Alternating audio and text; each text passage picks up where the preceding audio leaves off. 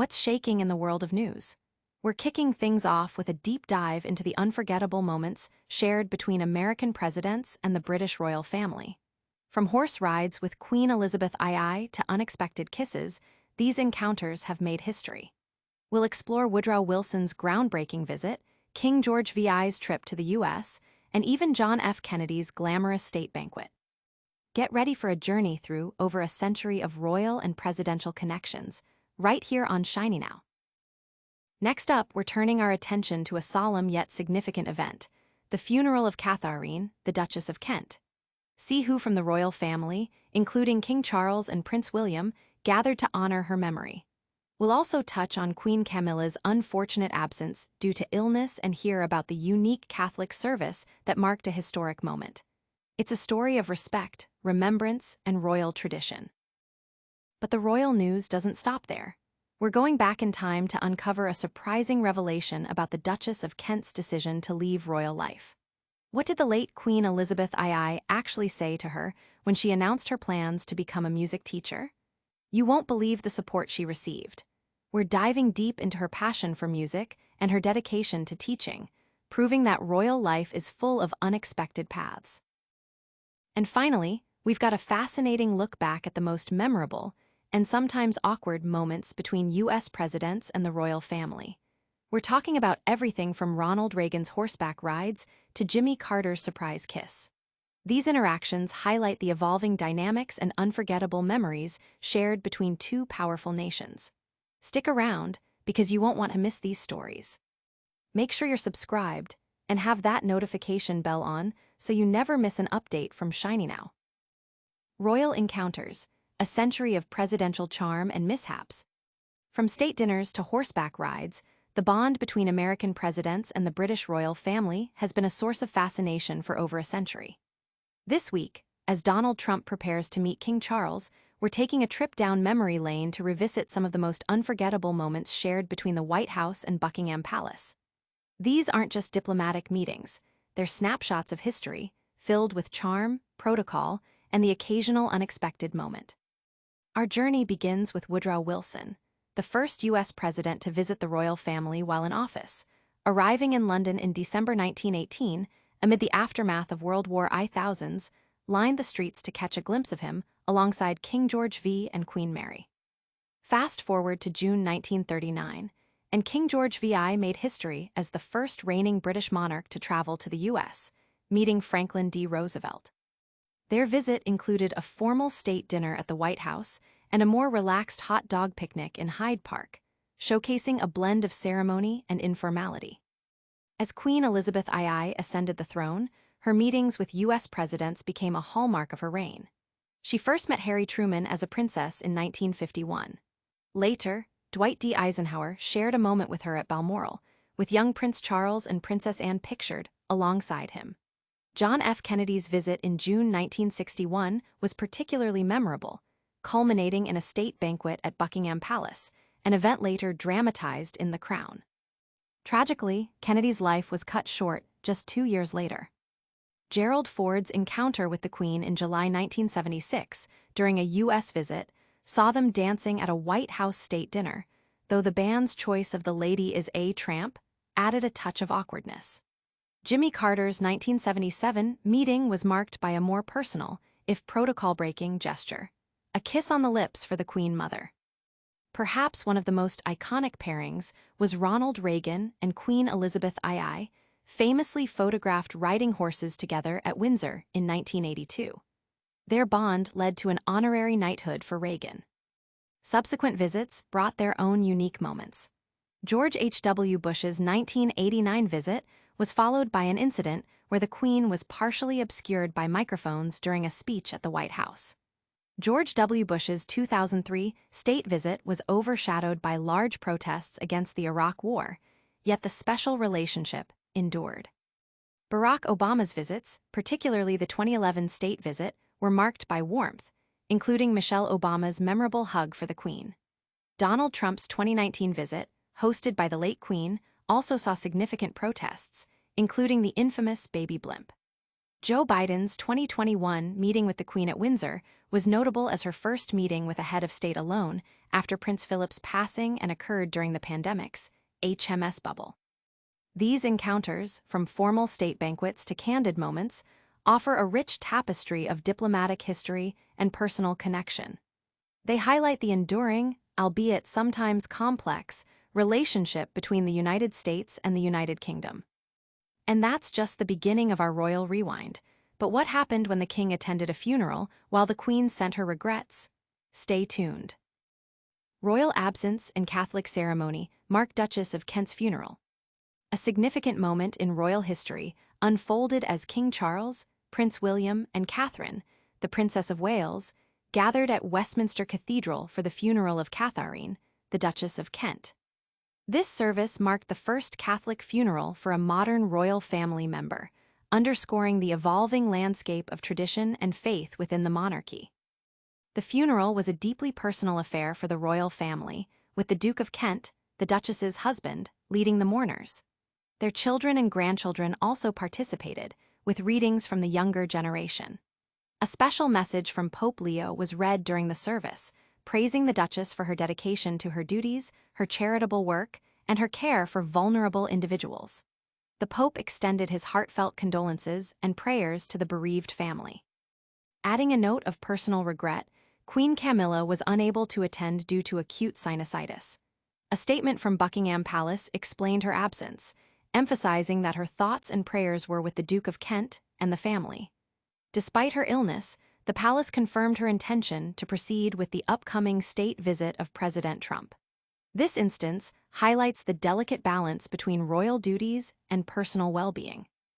The Duchess of Kent, who passed away at the age of 92, was remembered for her kindness, her commitment to various charities, and her profound love for music. Cardinal Vincent Nichols, who presided over the service, shared anecdotes of her volunteering at a homeless charity, describing her as a very down-to-earth person who actively participated in serving others. He emphasized that, despite the historic nature of a royal Catholic funeral, the event was primarily a family funeral for a beloved member. The service featured music chosen by the Duchess herself, including Mozart's Ave Verum Corpus, a piece she had selected on desert island discs. A piper played Sleep, Dearie, Sleep. A lament also played at the funeral of the late Queen Elizabeth II. The coffin, draped in the royal standard and adorned with white roses symbolizing her Yorkshire roots, was later taken to the royal burial ground at Frogmore on the Windsor estate. The Duchess's life was marked by a deep passion for music, leading her to work as a primary school music teacher in Hull after stepping back from royal duties. She was also a familiar figure at Wimbledon, presenting trophies and offering comfort to players. Her legacy is one of compassion, dedication, and a unique blend of royal service and personal fulfillment. While royalty navigates solemn occasions and personal choices, another royal's bold step away from tradition is coming to light. We'll reveal what Queen Elizabeth II said about a royal's surprising career change next. A royal's unexpected path. Queen Elizabeth II's support for Duchess of Kent's music career. Katharine, the Duchess of Kent, made a remarkable decision in 2002 to step away from her royal duties and pursue her lifelong passion: music. At the age of 92, after passing away at Kensington Palace, her bold move to become a music teacher in Hull, known simply as Mrs. Kent, continues to inspire. This choice, supported wholeheartedly by her family, including the late Queen Elizabeth II, demonstrates a powerful commitment to personal fulfillment over traditional roles. In a rare interview, the Duchess revealed the candid conversation she had with Queen Elizabeth II when she announced her intention to leave royal life. Far from disapproval, the Queen offered her full backing. "Yes, go and do it," the Duchess recalled the Queen saying, a statement that underscores the monarch's understanding and support for individual aspirations, even within the confines of royal protocol. The Duchess emphasized that she felt no need to hide her decision, stating, "It was just something that happened in my life. I wouldn't say proud of it, but I was glad I did it. I was supported through it as well." For 13 years, the Duchess dedicated herself to teaching music at Wansbeck Primary School in Hull. Her involvement began after a visit in 1996, where she offered to help bolster the school's arts program. She saw teaching music to children as a profound privilege, stating, "I've studied music all my life, it's my passion. My other passion is children. Being able to share and pass on your love of music to children is the greatest privilege a teacher can have." The then head teacher, Ann Davies, lauded her impact, noting how her enthusiasm brought out the best in the students, making music a strength for the school and earning her the children's affection. Beyond her teaching role, the Duchess founded the charity Future Talent, dedicated to supporting gifted children from underprivileged backgrounds. Her compassion extended to teaching children affected by the Grenfell Tower tragedy, offering them a creative outlet amidst immense loss. Her life serves as a testament to the idea that true fulfillment can be found in pursuing one's passions and making a tangible difference in the lives of others, with the quiet but firm support of the highest levels of the monarchy. From a royal embracing a new career to the unforgettable interactions between world leaders, we're about to revisit some truly historic moments. Get ready for the most memorable, and sometimes surprising, encounters between U.S. presidents and the royal family. Presidential encounters, a look back at memorable royal and U.S. president moments. From the formal handshakes to the unexpected hugs, the relationship between U.S. presidents and the British royal family is a rich tapestry woven with diplomacy, cultural exchange, and unforgettable personal moments. As Donald Trump prepares for his next meeting with King Charles, we're taking a vibrant look back at some of the most talked-about encounters that have shaped this unique bond over the decades. Our journey through these historic meetings includes the very first presidential visit by Woodrow Wilson in 1918, met with thousands of cheering Londoners.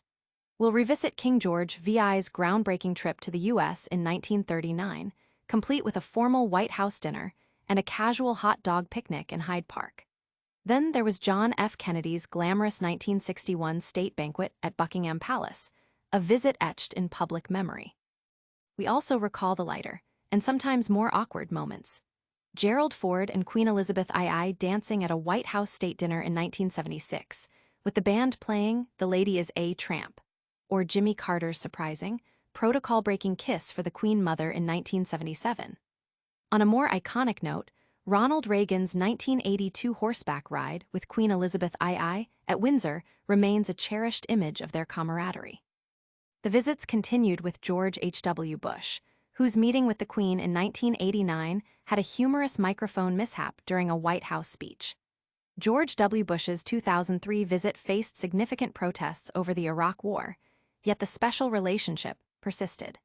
Barack and Michelle Obama's visits brought warmth, including Michelle's memorable hug for the Queen in 2009 and a full state visit in 2011. Donald Trump's visits have been marked by both large-scale protests, like the infamous baby blimp incident, and his own commentary on the Queen.